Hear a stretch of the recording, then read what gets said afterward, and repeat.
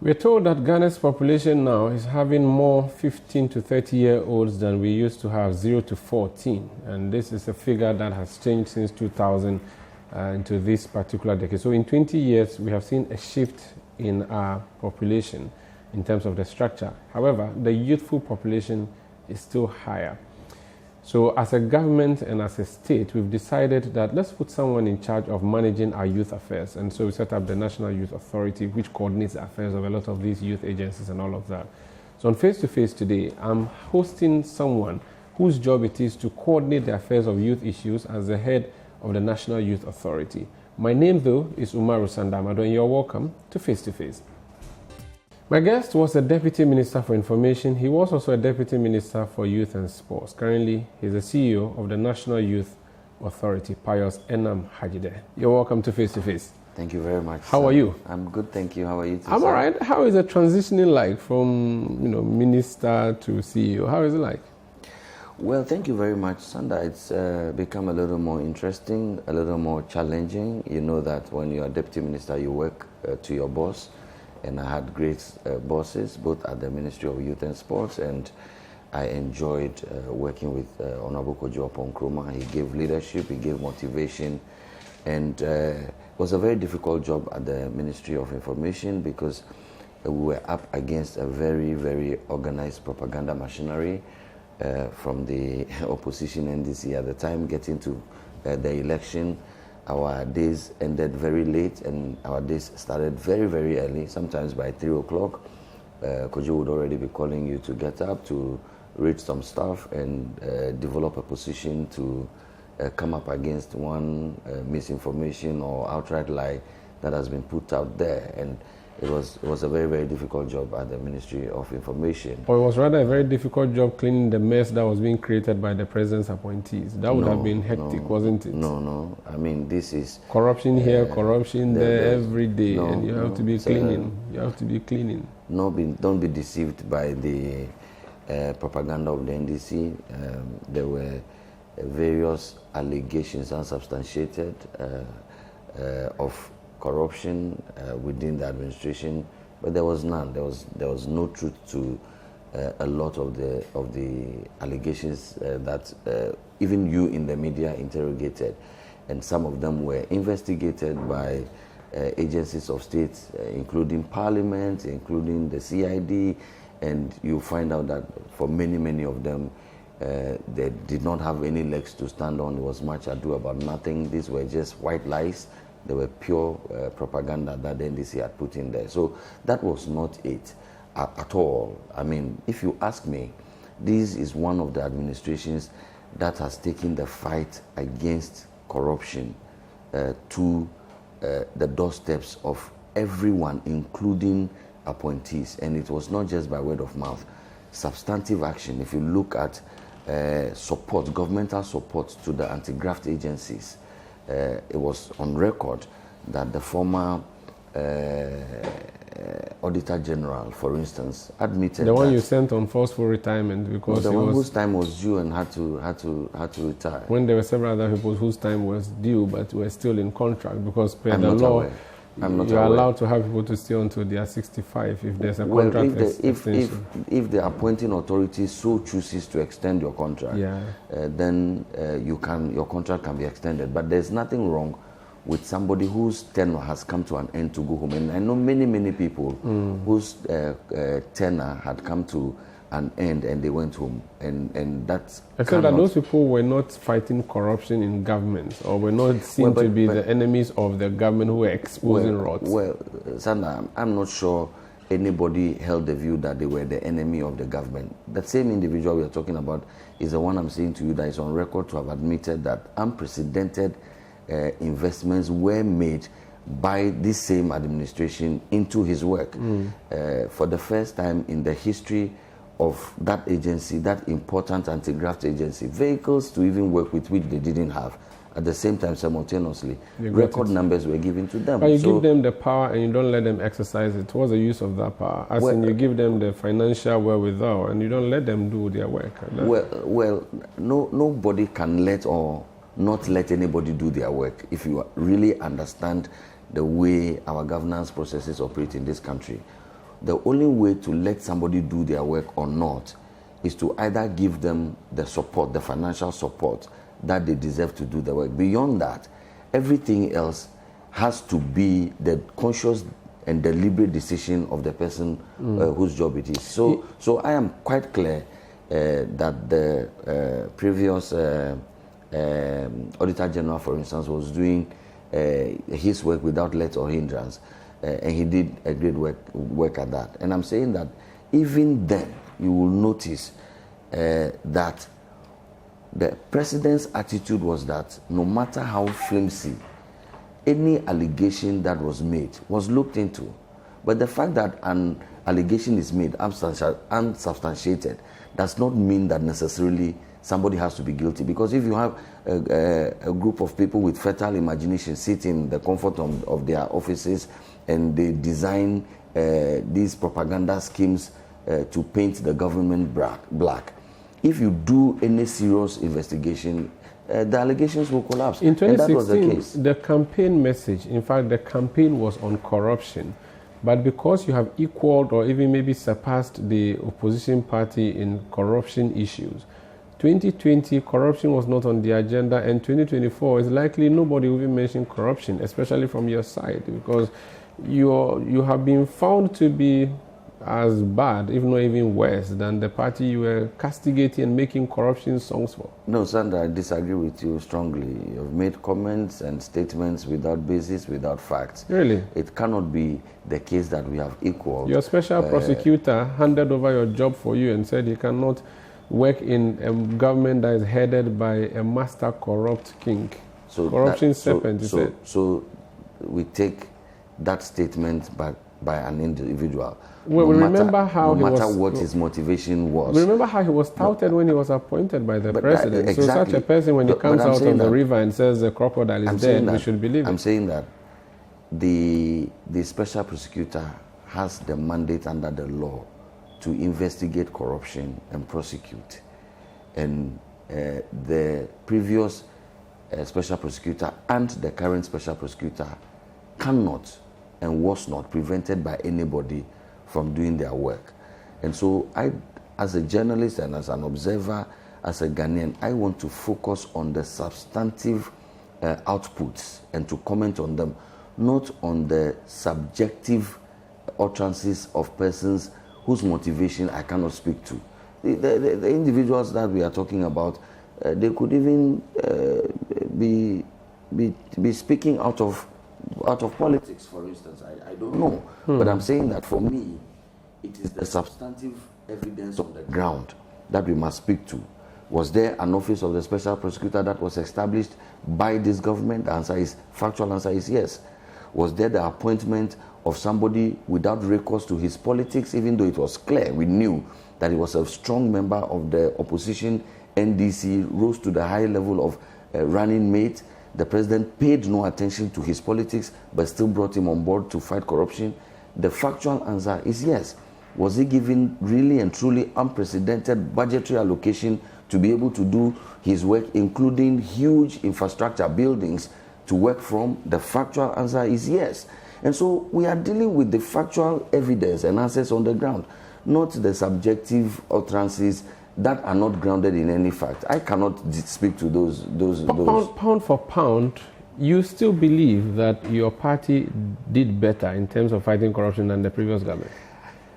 Pound for pound, I believe that this is a more disciplined administration. This is a more committed administration as far as protecting the public purse is concerned. And it's a less and more importantly, this is a president who is more interested in investigating his own appointees, even at the most flimsiest of excuses. Okay. The president wants the matters interrogated. You genuinely... So for me, I cannot say that the NPP is a collection of angels. We are mere mortals. There may have been one or two missteps. But for me, the honest view, the position that we must all come to agreement about, is that the president has shown leadership as far as fighting corruption is concerned in many ways. First of all, by empowering the anti-graft agencies, giving them the budgetary allocation that they have to.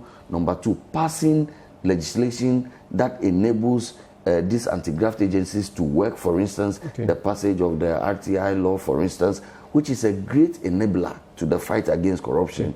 And then also importantly, taking personal interest in investigating the so-called allegations of corruption. Some of them trumped up, some of them flimsy, but still not one. I'm not too sure that I can recollect one allegation of corruption that was not investigated by agencies of state, including Parliament, for instance. So your hand on heart, you believe that your government is less corrupt than the previous one? Absolutely. And you notice that I am sure that if you brought up President Akufo-Addo and you interrogated him on corruption, the fidgeting and hesitation that we saw in times past when other persons who were in his shoe were confronted with the conversation around corruption, the hesitation that you saw, I'm not sure that you will see that hesitation with President Akufo-Addo, because everybody, any honest observer will admit that the man has been fighting from the front. Of course, there can always be one or two missteps, but when there was no cannot be any attempt at cover-up or anything like that. You yourself got your own pound of flesh, and I must say that you were exonerated by a state institution, even though the opposition and a lot of other people who observe the anti-corruption space say that that was a trumped-up exoneration.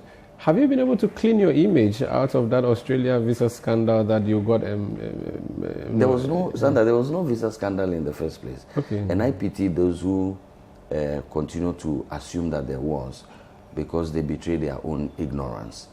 And these matters have been explained over and over again. I was investigated not by the president, not by members of my party. I was investigated by the Criminal Investigations Division of the Ghana Police. And the announcement was made by the president, who is not a member of the CID. Because they presented to him a report.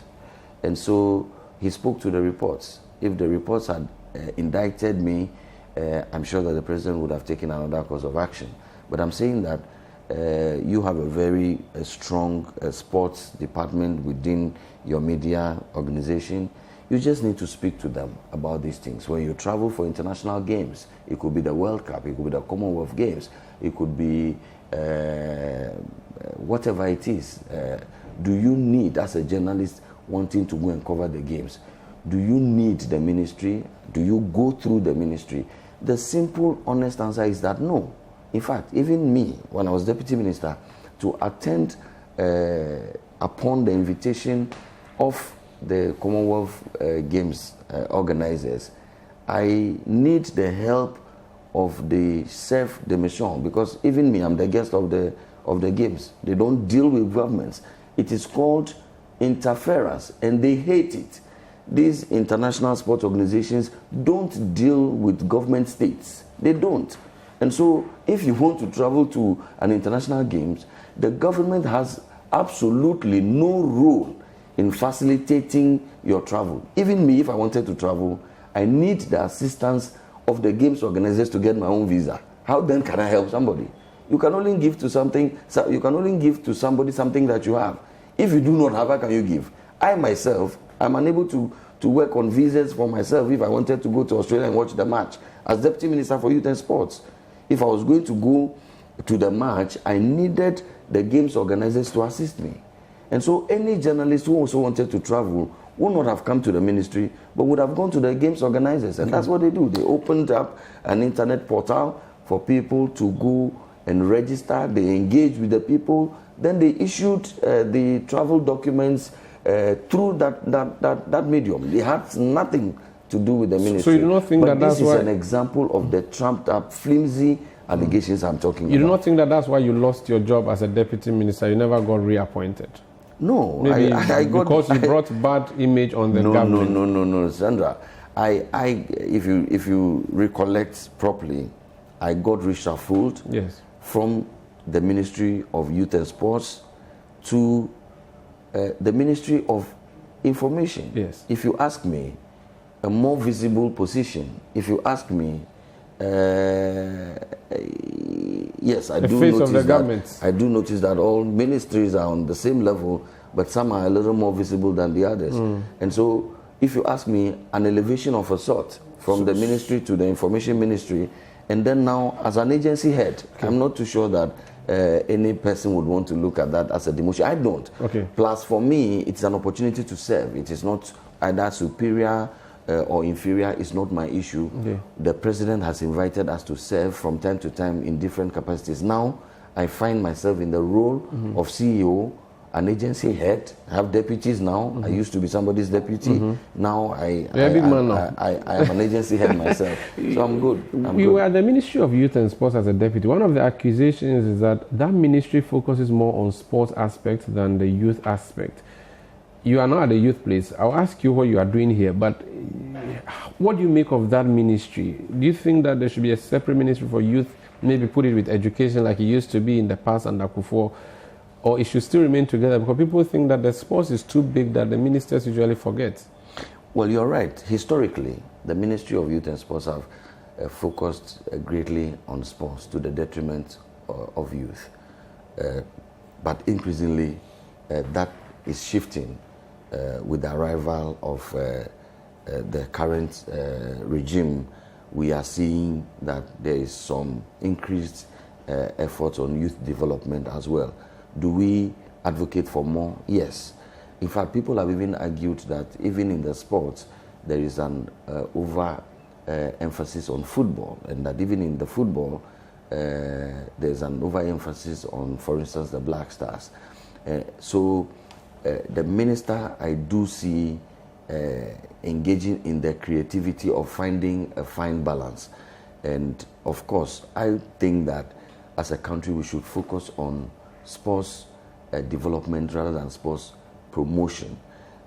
In that thinking, therefore, do we need the sports as a standalone, or should it be associated with another ministry, for instance, education, which gives us students and an opportunity, therefore, to do development and so on? These are matters that personally, and even at the National Youth Authority, we are still interrogating and developing a paper on.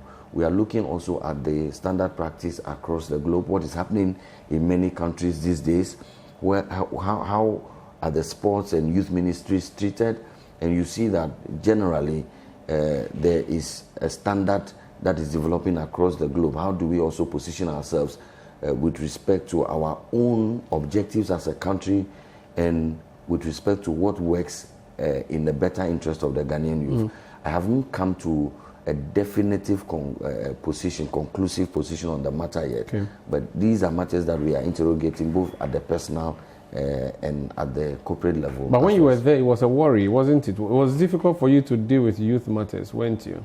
Well, when I was there was when there was the decision taken that deliberately, let's break away from the past and begin to focus more on youth development. That's why you notice that it was within our tenure that we have started some huge infrastructure development targeted at youth development. The youth resource centers that we are constructing across the various regions, for instance, are critical to youth development, because in those facilities we have opportunities to do youth counseling on issues, for instance, like teenage pregnancy, on drug abuse, on suicide, and the figures are alarming, Sanda. If you look at some of these things, training in soft skills, entrepreneurial soft skills, okay, precision mentality, bookkeeping, and all of those. These are soft skills that are important to young entrepreneurs as well. And we are creating spaces within our youth resource centers to deal with these matters. And this started within my tenure as Deputy Minister at the ministry. So yes, we met a practice where the field was tilted heavily in favor of sports development, but the administration has been taking time to find a balance, and we are only making progress. The current minister, Honorable Minister Yusuf, is also continuing, even to a greater extent, of focusing equal amount of energy and time on youth development. And that is why now we are able to boast of the National Youth Policy, which was just launched. I'm sure that we'll talk come about to that but in a bit. This youth resource centers you talk about, you are no more at the ministry, but what's the status? No, in fact, they are being built by the National Youth Authority. So you are in charge of it now? Correct. Okay, this is face-to-face. When we come back, we'll talk about it. This is face-to-face on Citi TV. My name is Umaru Sanda. I'm here with Pius Enam Hadzide. He's CEO of the National Youth Authority, which is going to be our next discussion. Forgive us, we're talking more about his past experience as a deputy minister at both the Ministry of Sports and Ministry of Information. When we come back, we'll delve into NYA matters. Please stay. You're welcome back to Face to Face on Citi TV. My guest is the CEO of the National Youth Authority, not employment. What is the National Youth Authority? Well, the National Youth Authority is the foremost organ of state that oversees the coordination of youth development, interventions, policies, and programs in our country. Established by an Act of Parliament in 2016, the National Youth Authority Act 2016 at 939, but has a history. The early 70s, then as the National Youth Council metamorphosed into various nomenclature. It was used to be called various names, including the Democratic Youth League of Ghana. But over time, Parliament saw the need to establish an authority that is the apex body to coordinate the implementation of policies and programs that inure to the development of youth, which is defined by our Act and our policy as people, young people between the ages of 15 and 35. And at the last count, the PHC 2021, there are almost 12 million young Ghanaians between the ages of 15 and 35. But if you look at it as the broad young persons from 0 to 35, that is a huge 73% of the population of our country. And so when we say that the youth are not just the future of our country, but also they are the present of our country, it is because of what the data is showing to us. The productive force, the people with the energy and the time to engage in productivity that will impact on our GDP and our development are all within this ecosystem that we are supposed to help in the coordination of. So that is what the National Youth Authority is, and that's why that is what our works, our programs, and our projects reflect. So you're an agency of the Ministry of Youth and Sports. Correct. How different are you from the YEA? The YEA is a targeted intervention placed under the Ministry of Labour. So it's not you're not on the same platform. We, like I said, we are a coordinating unit. For instance, as CEO of the National Youth Authority, I sit on the Youth Employment Agency. So you know what board. they are doing. In fact, we are supposed to direct them as to what to do. Okay. Because we are supposed to be the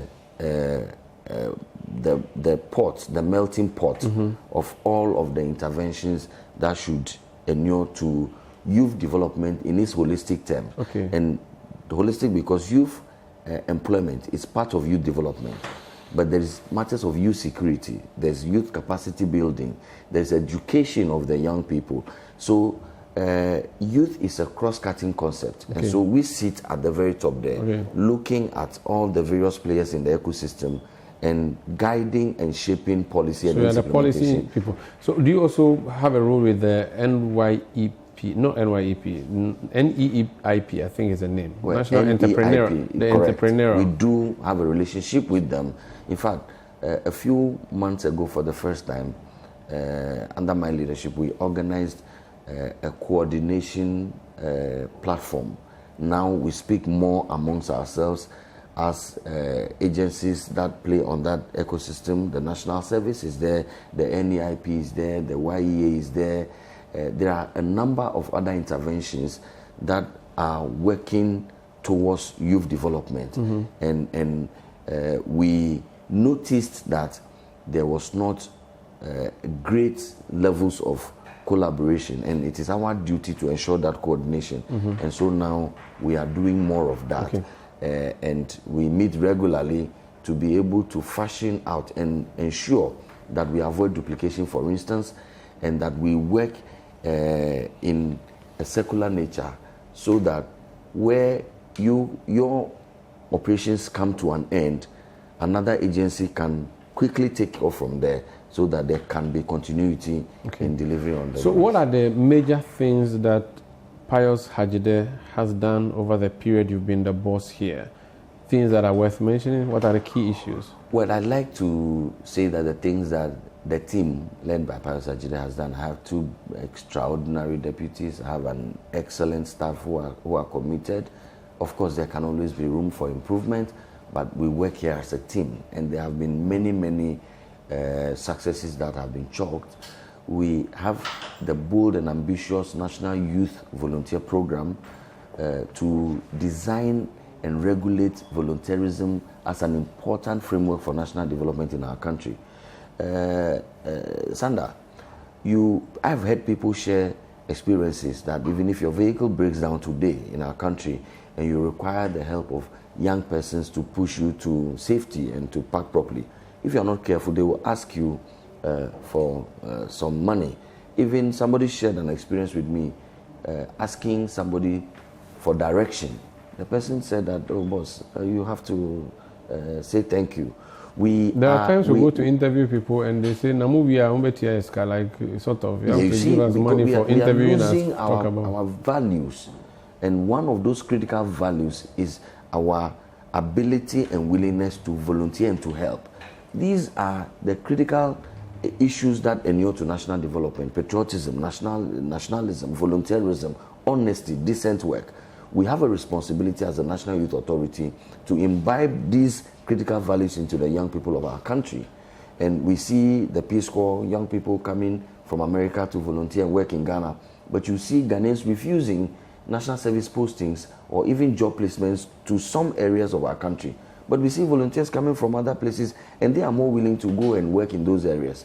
And so we designed and are implementing the National Youth Volunteer Program to deal with that. Again, we have organized for the first time the Youth Connect Africa Summit to connect young persons, because we were focusing on how to leverage the AFTA to reach out to the African market, focusing on young Ghanaian entrepreneurs. Because when we discuss employment very soon, you'll find out that the absorptive capacity as far as youth employment is concerned actually lies in the private sector. So we brought people from all over Africa together so that young Ghanaians can make those contacts and build those relationships, so that our beautiful kente can be sold in Botswana, so that our beautiful sobolo can go to Nigeria, and so on and so forth. We have to facilitate that linkage, and we have done that. We have developed the National Youth Policy, which has been long overdue. The last time we had a National Youth Policy was in 2010. And Sanda, this is what I inherited, the 2010 National Youth Policy. You look at it, and it feels and reads as though it is the strategic plan of the National Youth Authority and not the youth policy of Ghana. Within the time I became CEO, in fact, I inherited the process, but this is what we have now. This is 27. This is the only thing that excites me is that you didn't change the color from green, white to blue and white. Well, you have kept the color. Sanda, we act in the national interest. We are not guided by partisan I don't politics. Know, but you just observe it. This is just a newer print of the old print. But I'm saying that this is 27 pages. Feels and reads like the strategy plan of the National Youth Authority. How many pages? This is over 103 pages. Maybe let me check. Yes. There are no more pictures in here. No, there are no pictures. And the text, okay, it's not plenty pictures. Let me see this one. Yes, you can look at this. And Sandra, this is the youth policy. This is the document that was supposed to guide and ensure youth development. This is what the NDC gave us. Now this is what we have. Diligent work. Sector by sector, the challenges of the young people of this country were identified and addressed in this policy. And then 4 years after this document was produced, then the NDC produced an implementation plan 4 years after. Okay? But what we have done is that coterminously, just as we developed the National Youth Policy, we also have developed an implementation plan which is also cross-cutting and broad-based. Let me see the NDC one. This is it.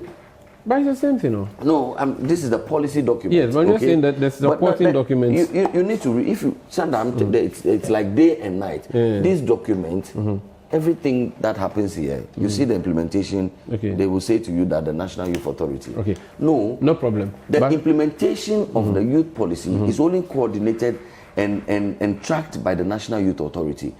The various agencies and ministries and departments are supposed to be playing a part in it. I take education, for instance.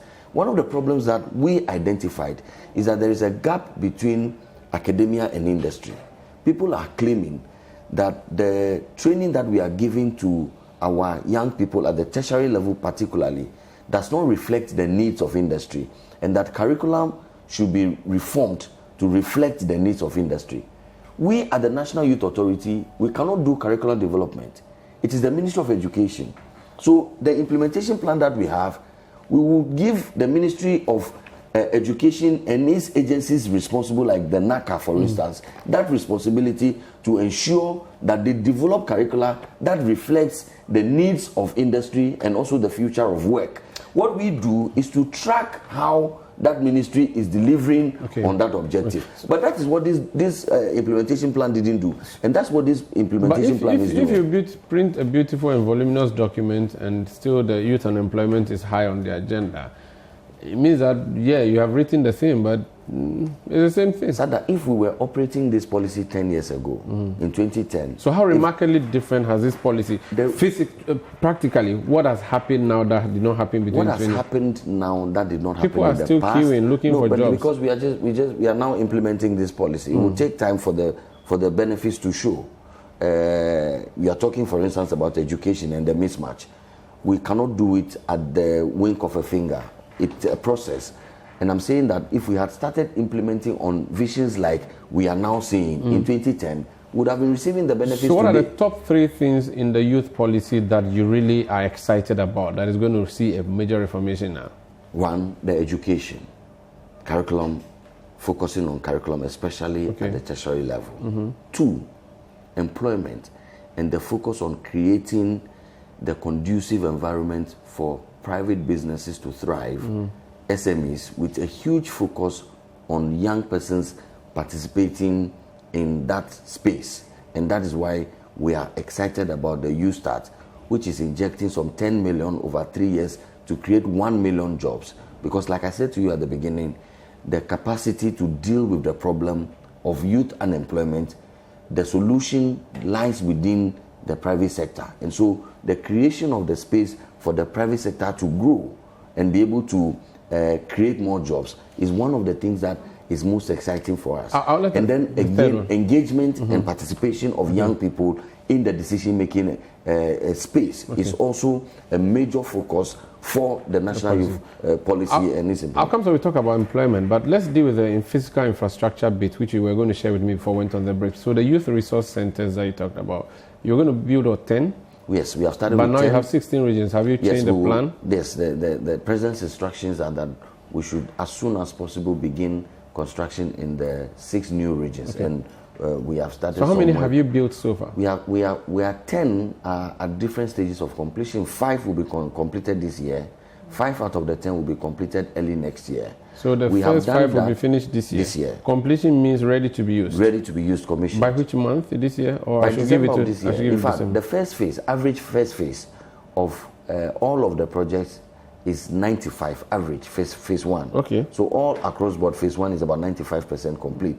Phase 2 is advanced in 5, and that's why I'm saying to you that we are able to commission for usage 5 out of the 10 by December of this year. Okay. And the President has been visiting these facilities himself and engaging with us and the consultants and the contractors, insisting that by end of this year, the 5 facilities in Koforidua, in Axim, in Dunkwa, Onofin, in Doma, and in Wa are completed. So you are not putting them at the regional capitals. You are putting them in the region, but not in the capital. Not in the capitals. Okay, so because Axim and Dunkwa, Onofin are not necessarily capitals. No. So you place them at this. Why the choice of these places? Well, there was some work that was done to determine this. Availability of land, for instance, was one of them. Okay.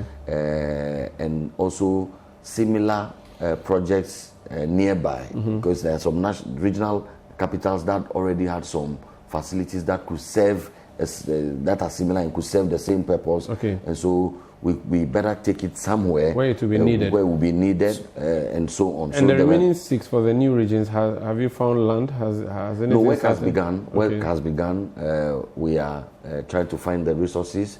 We are engaging with chiefs and opinion leaders through the various regional administrations to identify the places that will build. The NDC boycotted the National Youth Day because they said that you are coming to celebrate the president and give him an award for doing nothing in the youth sector. Convince them otherwise. Well, the NDC showed great disrespect to the young people of our country by that action, and it's unfortunate, and I suspect that the young people of Ghana will speak back at the NDC in the right way at the right time. The International Youth Day was set aside by a resolution of the United Nations 54/120 to celebrate the contributions and achievements of young persons. So unless the NDC, per its conduct, is suggesting that there is nothing worthy of celebration from the perspective of young people, their own contributions and their own achievements, if that is the statement the NDC is making to the young people of this country, well, I leave the young people to respond. No, but we believe, the youth organizers said that that is a lack of an understanding of the International Youth Day, for instance. He doesn't even know. He said you are coming to give an award to the president who has mortgaged the future of the youth, and that there was no need. That is very disingenuous, or at least ignorant on the part of the national youth leader of the NDC. We are celebrating a president who has invested unprecedented terms in the youth. We talk about free SHS, for instance. Sanda, the vast majority of the beneficiaries of the free SHS are young people. His government wanted people who otherwise are bright enough, intelligent, and are willing to proceed and get educated, but for lack of finance, stay at home. That's what Pablo would have preferred. Now, that is no more the case because of Akufo-Addo. The vast majority of the beneficiaries of the guarantor-free policy are young people. The one district, one factory that has come up across the board and is employing several hundreds of young people. The people who are benefiting from it are the young people themselves. And I can go on and on. The reforms in our education, focusing on technical and vocational education, to the extent that a law has been passed to establish the TVET service and the TVET council. The vast majority of the beneficiaries of that intervention are the young people. So when the young people speak through their National Youth Authority that let us amplify these records and encourage future leaders, that when you do good by the young people of this country, a day will come that they will also name you and recognize you properly as a precedent to encourage other potential future leaders and even current leaders to do more for the young people of this country. And you say that you are boycotting it. There are two things that you are doing. You are disrespecting the young people of this country. And then number two, you are playing partisan politics with the young people of this country. For Pablo and the NDC, it is all the zero-sum mentality of, oh, if Akufo-Addo and the NPP is being praised, it is a loss to the NDC. Pure zero-sum mentality. And I'm scandalized that even at our levels as young people, we cannot agree that free SHS is good. We cannot agree that restoration of allowances is good. We cannot agree that one district, one factory is good.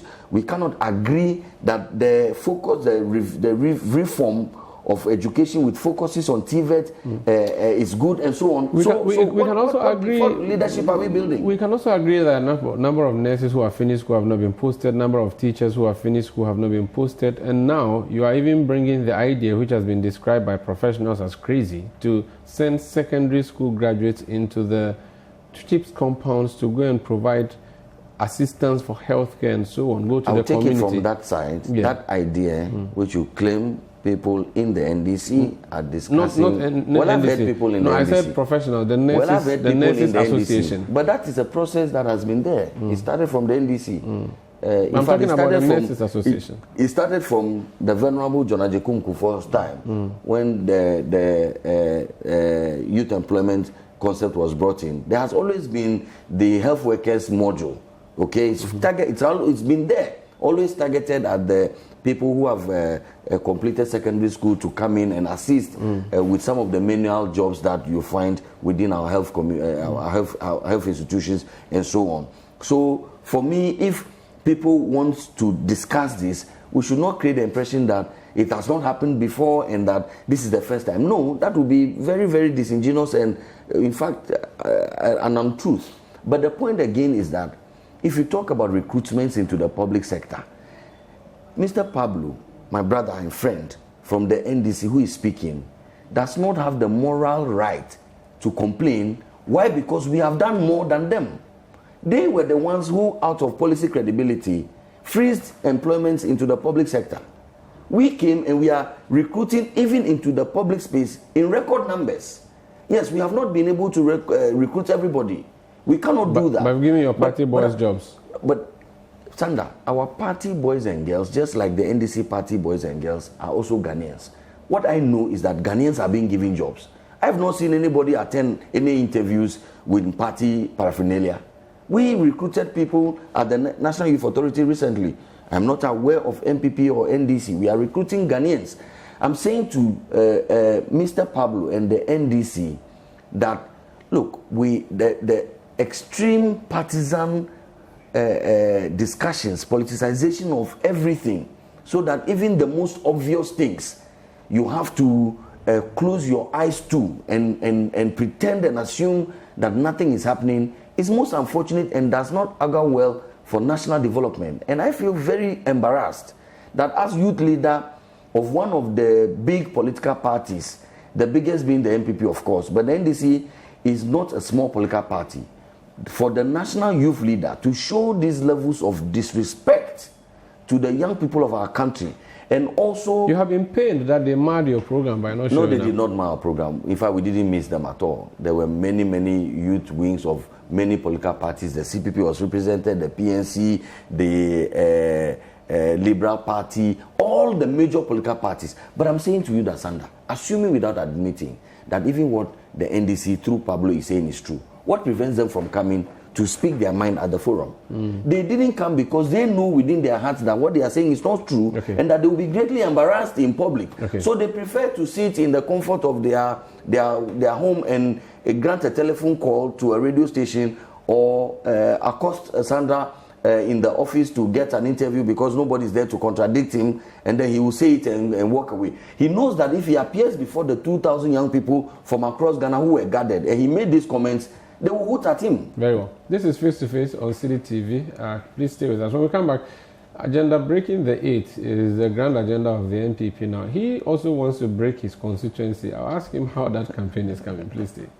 You're welcome back to Face on Citi TV. My guest is the CEO of the National Youth Authority, Pius Enam Hadzide. We're having a conversation on National Youth Authority and, of course, politics. I hear you want to run for parliament in Esojaman. Is that true? Sanda, Esojaman has been underrepresented and the levels of advocacy that one would have thought would happen with respect to Esojaman is unbecoming, because the National Democratic Congress has won that place more times than the NPP. Are you sure? Have won it twice. The NDC has won it for about 5 times. And this has impaired the levels of representation and also developments in that area. And many of us have been greatly concerned about the general state of underdevelopment in Esojaman, a place that actually should become the tourist destination of choice and also the haven for education and industrialization. And so we have spoken out about these matters, and let me also admit that I have had many calls from people from within the constituency that, having looked at what we have done and continue to do, it is important that people like us also get involved in advocating for the constituency and also acting as agents of development. And this can happen maybe through parliamentary representation and becoming a member of parliament. And so it's one of the options that people have asked us to consider. And we are considering it and we are consulting around it. We are prepared to serve the people. The voice of the people, they say, is the voice of God. It is coming loud and clear. We are consulting and praying about it. And when the party allows us to announce our intentions, I'm sure by then our minds would have been made. But I do agree that there's a lot that we have to do together to lift Esojaman from where it is now to where it can and ought to be. Okay. And I'm ever ready to play my part in making sure that Esojaman gets his place of pride. Did you live there or you hail from there? I have lived there for the most part of my life. I have family there. I have landed property there. I am virtually there all the time.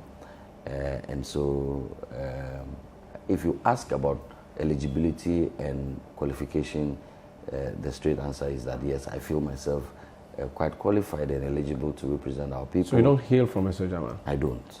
Because I know, and I'm not sure of my laws, but I think the Constitution says something about having lived there 5 years preceding the election that you want to run into. So I've lived there for much more than 5 years. Yeah, but like it should be the 5 years before the election. I live there. You live there currently. You have a house? I do. So if I say match you now, going to show you your house, you can go and show me a house in Esojaman?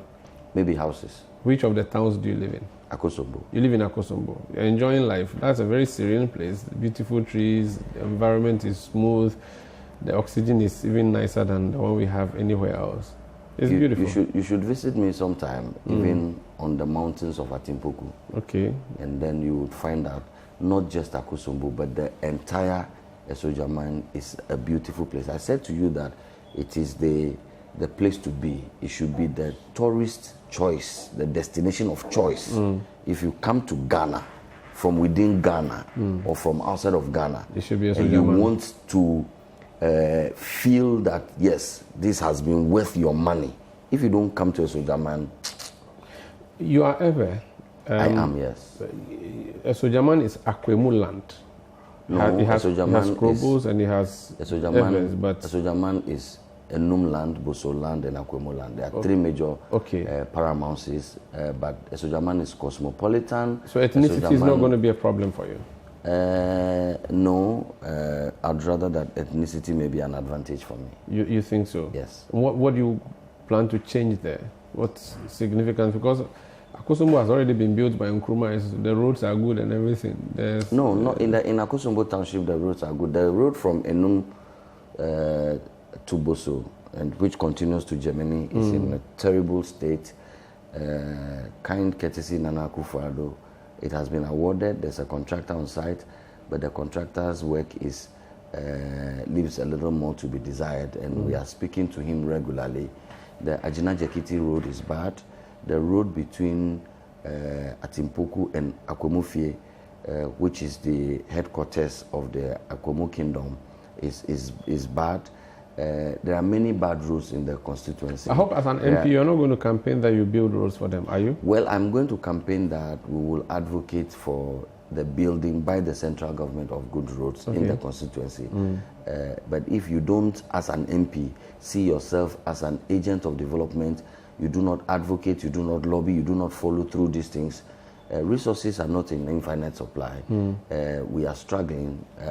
275 constituencies are struggling for roads, and so you too must put your best feet forward and engage people in leadership at the central government level to be able to do these things. So when we speak about bad roads, when we speak about schools and general infrastructure, we are not necessarily saying that the MP should do it with his resources, but that the MP should be strategic enough and play leadership roles in attracting those developments into... Are you not running to Parliament because you see that the agenda break the 8 is crumbling, so you want somewhere else, to a safe haven to go and hide in? So well, I'm not sure about that because, Sandra, I just said to you that...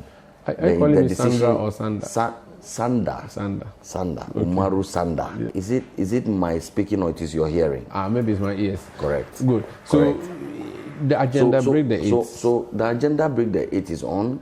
Why should Ghanaians vote for you to because continue? They have seen that we are the party with the records, the best records as governors. Yeah, when they look at the filling stations, the signs there, the amount, the money they pay for petrol and Citi, they see it. The sign is there. Yes, and they notice when they go to the Forex Bureau, they see the sign there. And they notice that it's horrible. They notice that if any other party, especially the NDC, was in power, what they are seeing there would have been doubled or tripled. Because the people of Ghana are wise. They do the trend analysis, they consider what is happening within the global context, and they see what the interventions of the government is. The people of Ghana know, for instance, that now the lights are on.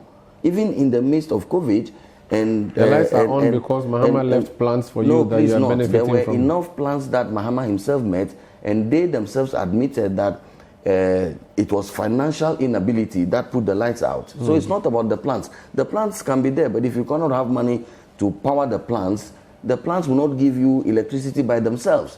And so it was the financial inability of the NDC, okay, flowing out of mismanagement, that put out the lights. And the people of Ghana see the lights on now. Now, Citi FM, Citi TV, you don't burn money buying fuel to power your generators before we watch you on TV. But we spend so much anytime we go to the market to buy food. You spend that money recruiting new staff, okay? And so I'm saying to you that, yes, people have talked about the depreciation of the cedi, and we are all worried about it. But I've been reading. Are you worried? Yes, everybody. Not just in Ghana, it's across the globe. The world has been hit with the crisis of food, the crisis of finance, and the crisis of fuel. And Ghana is not an island on its own. So the people of Ghana know that, but for the NPP, look, at the time there was no COVID, at the time there was no Russia-Ukraine war, there was cholera in Ghana, in Accra, because the government at the time could not keep our water flowing.